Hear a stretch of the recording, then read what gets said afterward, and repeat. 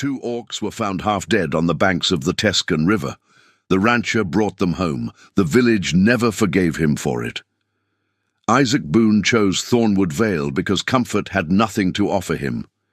His ranch sat low against the earth, built from oak beams and packed dirt, designed to endure rather than impress. The cattle grazed on thin fields where the grass grew stubborn and pale. Water came from the Tescan River, which was cold and unpredictable even in summer. Everything in Isaac's life was measured in copper coins and physical effort.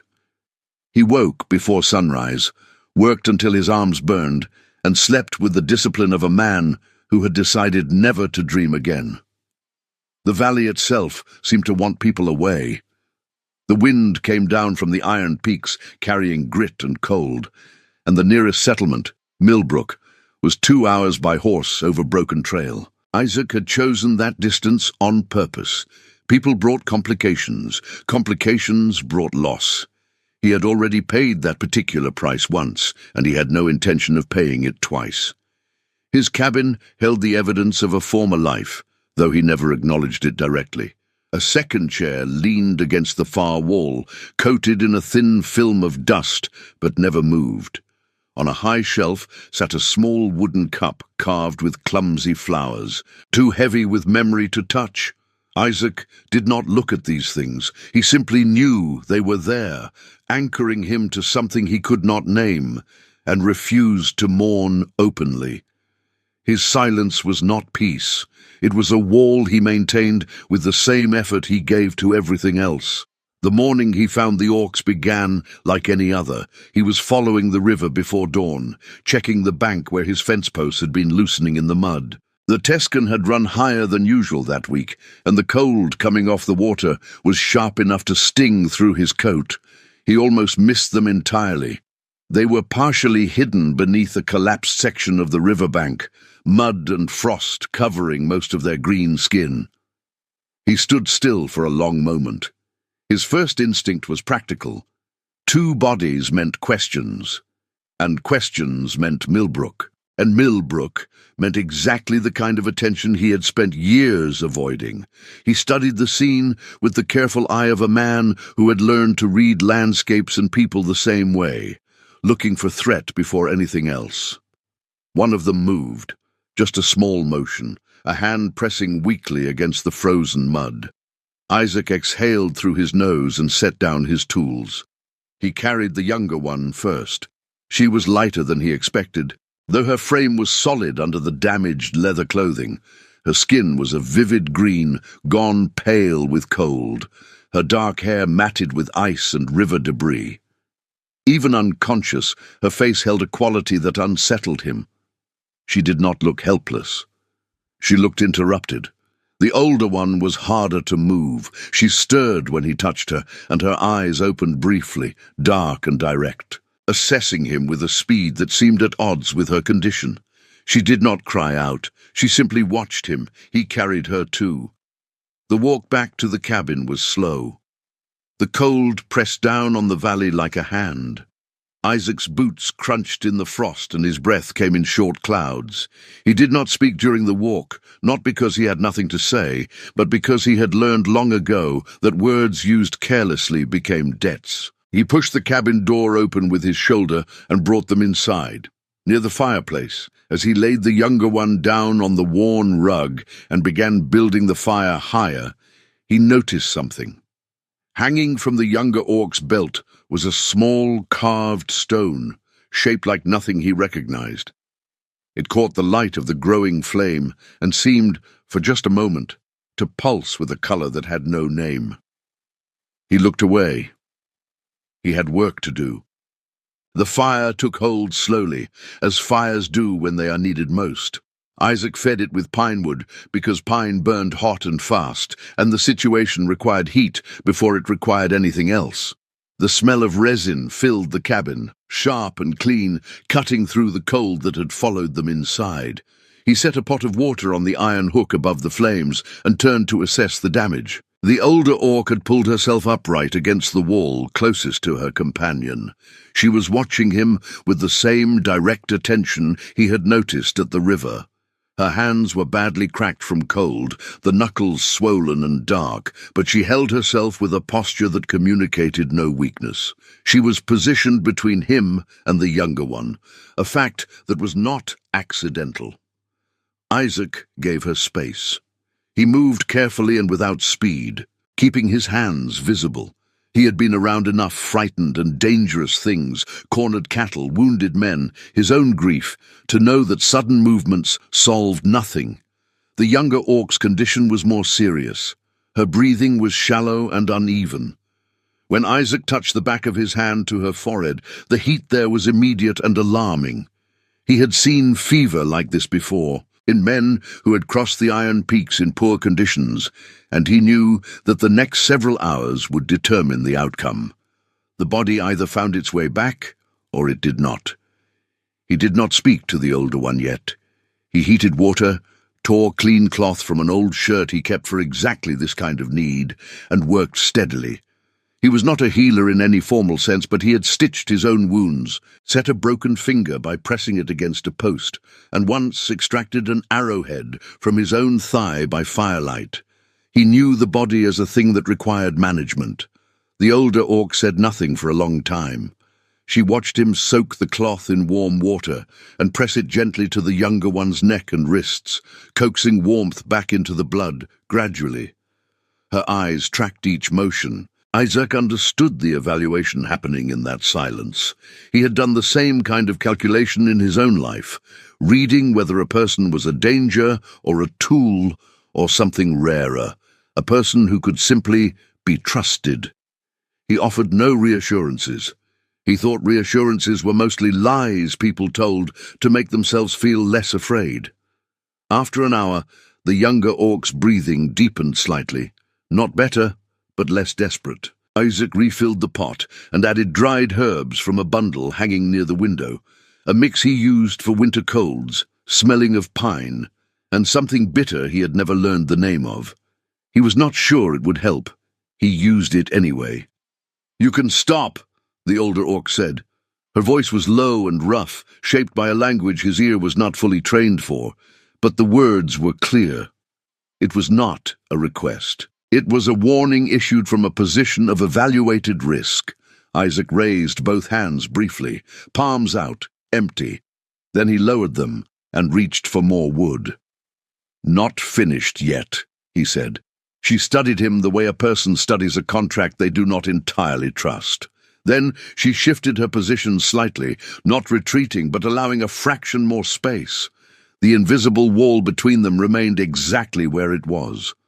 The night deepened outside. Wind moved against the cabin walls with a sound like breathing. Isaac kept the fire going and did not sleep. The younger orc burned with fever, and the older one kept her hand on the younger one's wrist, as if she were counting something that could not be measured in numbers. At some point in the deepest part of the night, Isaac glanced at the high shelf and the small wooden cup sitting there. He did not know why. He looked away quickly and focused on the flames. The fever broke just past midnight. Isaac was sitting with his back against the wall, eyes open, when he saw the younger orc's body stop fighting and begin to rest. The difference was visible even from across the room. Her shoulders settled, her jaw unclenched, her breathing became even and slow, like water finding its level. The older one noticed, too. Her posture did not change, but something in her face shifted, a release so small it was almost invisible. A few minutes later, the younger orc opened her eyes. She stared at the ceiling of the cabin for a moment, then turned her head and found Isaac across the low light of the dying fire.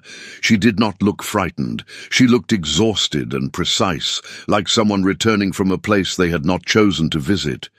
"Why?" she said. One word, flat and without decoration, shaped like a stone being turned over. Isaac looked at the coals. He considered several answers and discarded each one because they were either too large or untrue. The honest answer was the smallest one. "Because you were still breathing," he said. She held his gaze for a moment. Then she closed her eyes and slept without fever. It was a different kind of sleep than before, clean and measured, the body taking what it had earned. Isaac did not sleep. He sat with the quiet and let it settle around him. The cabin felt different than it had 12 hours ago, though nothing structural had changed. The same walls, the same floor, the same shelf with the same cup no one touched.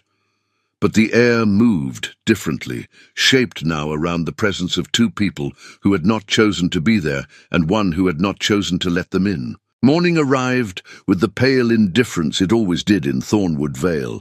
Isaac went out before the light was full to check the cattle and walk the fence line along the river. The cold had eased slightly. Mud showed through the frost in patches where the ground was softer. The Tescan ran low and dark, keeping its own counsel as it always did. When he returned, the fire had been fed. Fresh wood, placed correctly, the kind of arrangement that comes from someone who knows how to build a fire for warmth rather than appearance. The older orc sat near the window, watching the valley with the same focused attention she had given everything else. She acknowledged his return with a slight movement of her head. It was not gratitude. It was the recognition of a shared watch, completed without incident. The younger one was sitting up on the folded blankets Isaac had left on the floor. She was looking around the cabin with a calm, careful attention, cataloguing the space the way people do when they are deciding whether a place is safe. Her gaze passed over the second chair against the wall without pausing. Her eyes moved to the shelf. She looked at the carved cup for half a second longer than she looked at anything else. Isaac set a pot on for broth. He did not ask their names. They did not offer them. On the Iron Frontier, names were given when they were earned, not as an opening courtesy. He put a plain bowl on the floor near the younger one. She picked it up with both hands and drank from it slowly with purpose, the way someone does when they are teaching their body to accept help again. Each swallow considered. Each pause a negotiation between pride and need. The older one accepted a bowl as well, eating without looking at it, her attention still on the valley outside.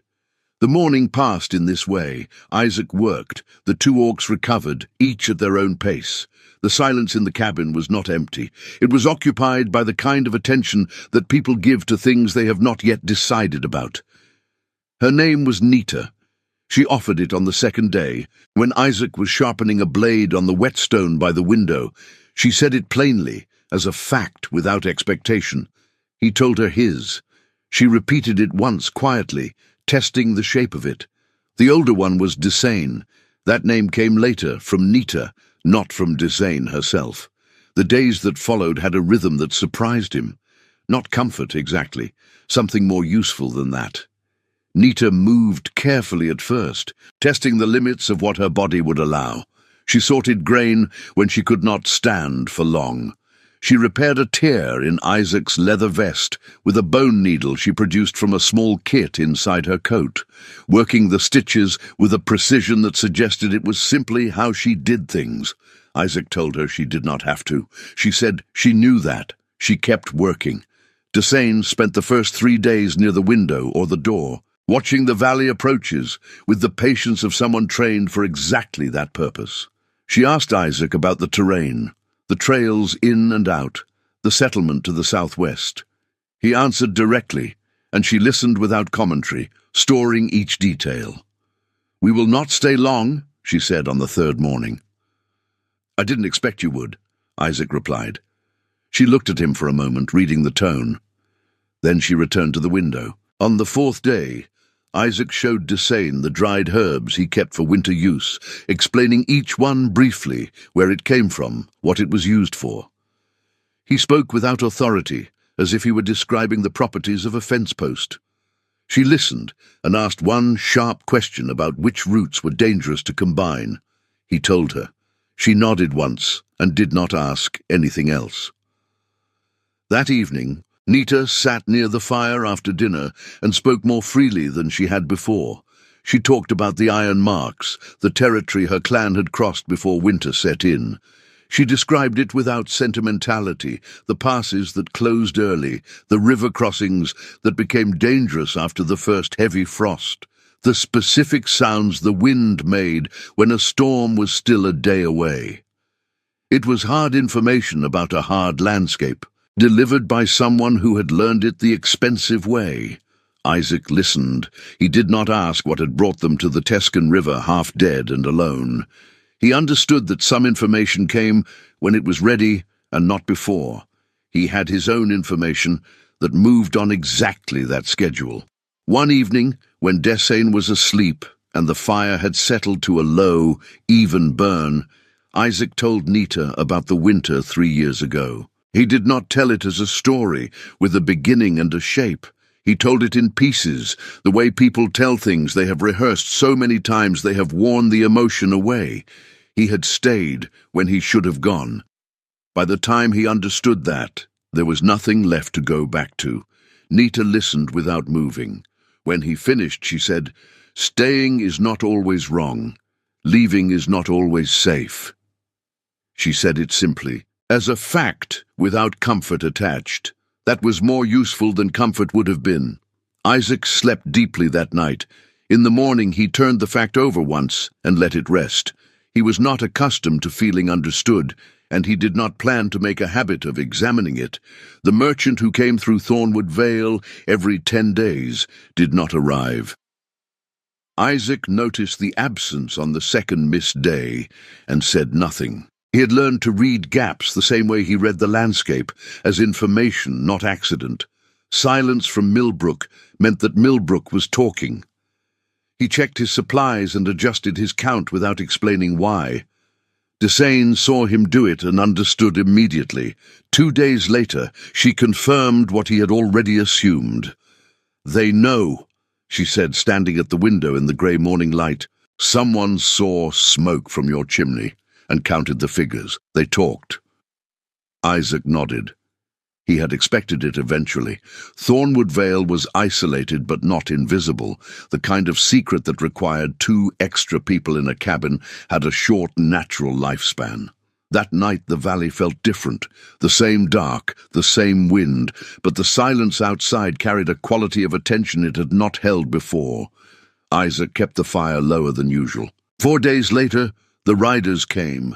There were 4 of them, arriving in the loose formation of men who want to appear casual but have already decided on an outcome. Isaac heard the horses before he saw them and was outside the cabin door when they came over the low ridge. He positioned himself in the open, where he could be seen without the machete or the rifle. Visible hands mattered more than weapons in this kind of conversation. Caleb Hargreaves led the group. He was the kind of man who dressed well for a mining territory. Boots too clean, coat too considered. He managed a claim operation near Millbrook and had a way of speaking that suggested authority he had not been formally given. He pulled his horse up 20 feet from Isaac and looked past him at the cabin. "Boone," he said pleasantly, "didn't figure you for the type to take in strays." Behind Isaac, the door opened. Nita and Desain came out and stood slightly to either side and behind him, not hiding, not threatening, simply present. Desain's hands were loose at her sides. Nita's chin was level. The 3 of them stood in the cold morning light like a fact that required no explanation. Hargreaves looked at them with the specific expression of a man recalculating without updating his confidence. "Word from the North Marks is there's trouble following some clan groups. Wouldn't want that trouble finding Millbrook." Isaac looked at him steadily. He felt the old instinct move through him, the one that said, "Step aside, say less, let the current take whatever it would take." He had followed that instinct once, years ago, and learned what it cost. "They stay," Isaac said. His voice came out flat and final, shaped by something he had not planned to feel. "If there's a problem, the problem is mine." The air in the valley changed the way air changes when something irrevocable is said out loud. Hargreaves's jaw tightened. The pleasant expression went thin. "You're choosing a side, Boone."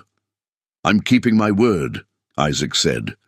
The 4 riders held their position for a moment, then turned and went back over the ridge. The sound of the hooves faded slowly. The quiet that returned was different from the quiet before. Something had been spoken into it. that could not be taken back. Desane looked at Isaac for a long moment. She said nothing. That was the most precise response she could have given. The valley waited after that, as valleys do. The days passed with their normal work, and Hargreaves did not return, which was not the same as the matter being finished. Isaac knew men like Caleb Hargreaves. They did not process open challenges as closed matters. They processed them as problems to be solved on a timeline of their choosing. He told Nita and Desane this plainly. They did not react with alarm. Desane simply nodded and began spending more time observing the ridgeline to the south. Nita continued her work around the ranch with the same focused attention she brought to everything, though she was quieter than usual. Isaac went about the daily requirements of the ranch. He repaired a section of fence along the river where the posts had shifted in the frost. He checked the cattle and found one with a swollen hock that he treated with a compress of heated cloth and pressed grass.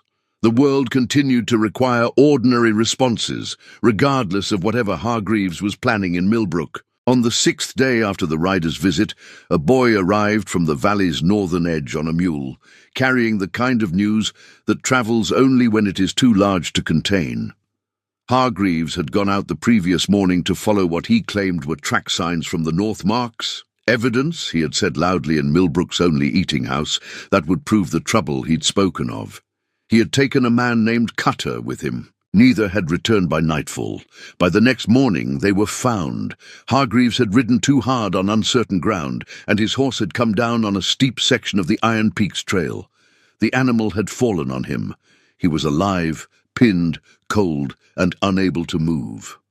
Cutter had survived the night sheltering in a shallow cut off the trail, unhurt but shaken, and had walked back to Millbrook at first light to raise the alarm. Isaac heard the account and stood with it for a moment.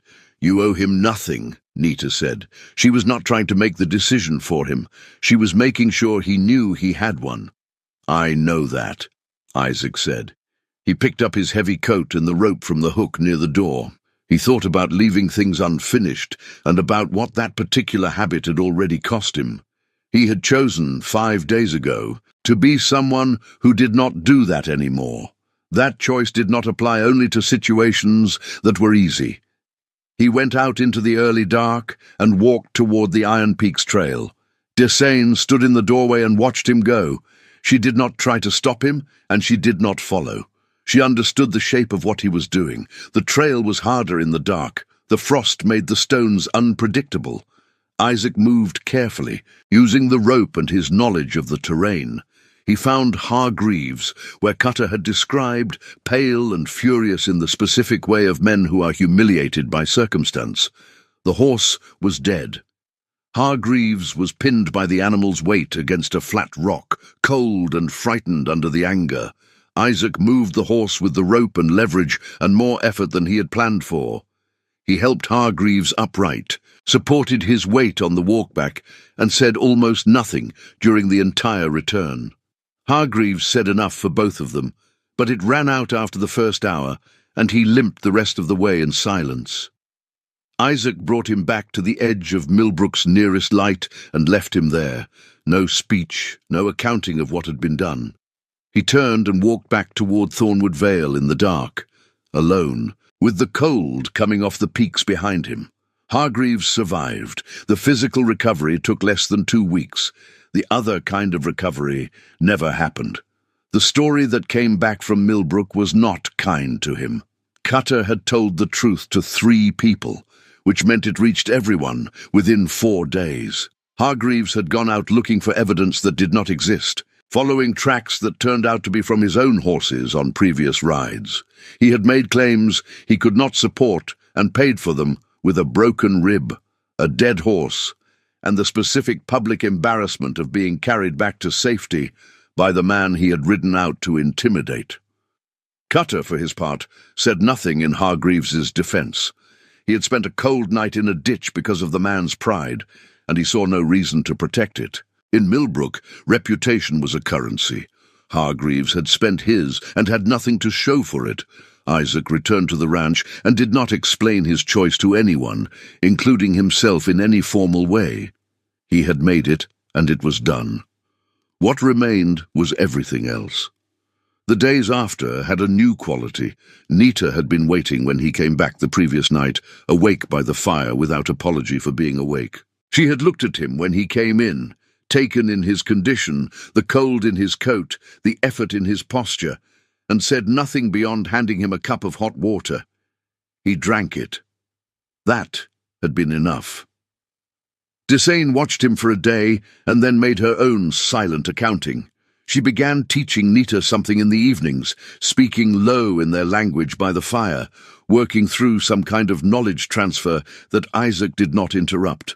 Occasionally a word came clear that he recognized from the border dialects he had picked up over years: healing, water, season, the words for things that mattered. 2 weeks after the confrontation on the ridge, Desane told Isaac she would be leaving.